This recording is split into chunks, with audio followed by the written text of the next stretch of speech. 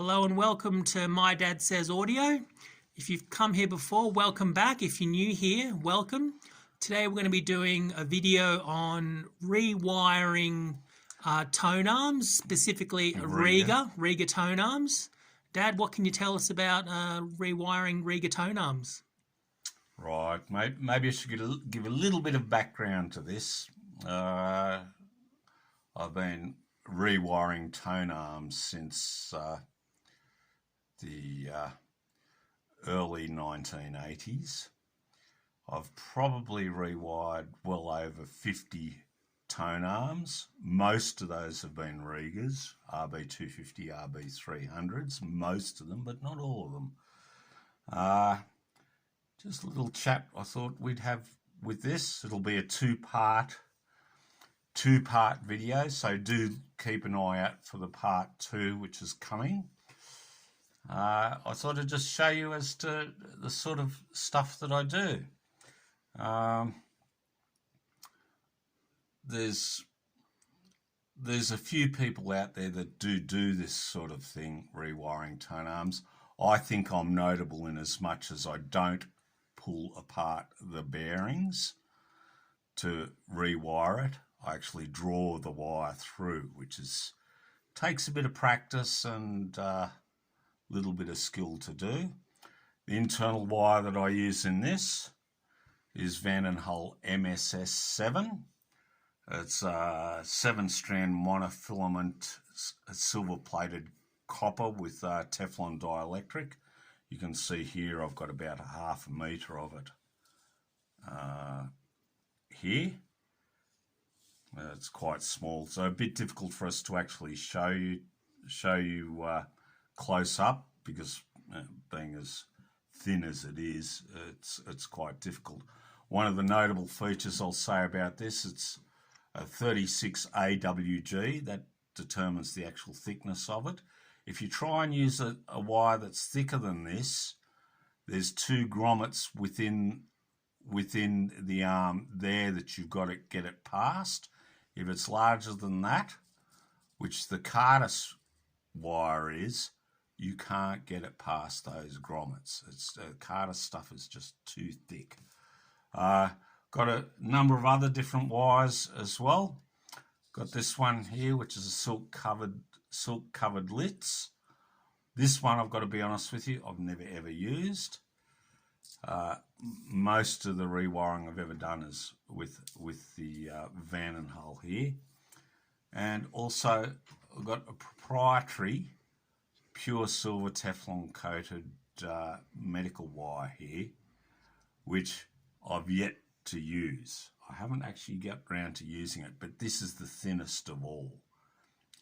So it should impede, or it shouldn't provide any extra impedance to the actual bearings within the actual tone arm.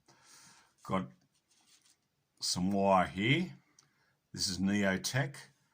Despite the fact that they're sort of known as, say, a budget cable manufacturer, they actually do some quite exotic cables. This is a Teflon coated silver wire, pure silver wire, and I use this for the leads on head shell leads. And as you can see here, I've got quite a collection of cartridge pins, which I got from Simone Lucetti, I hope I've said that correct, from Audio Salente in Rome. And I like those. They're a phosphor bronze with a gold plate on them. I quite like those. On this is an rb250, which has the tungsten stub and counterweight, which I've changed, and also I've rewired it. The actual cable is Klotz microphone cable, which I quite like the sound of it, and not stupid money, and it's also flexible in case you mount it to a turntable which has a suspended sub-chassis. That's an important factor. You might also note, unlike normal Rega tone arms, you've got a separate earth wire, because I wire it in a balanced configuration all the way. First unbalanced part is the actual RCAs themselves, is the first unbalanced part of the rewiring itself. Generally speaking, you know, some people go, makes no difference, makes no difference, makes no difference. They're entitled to their opinion, and that's fine. I'm fine with that.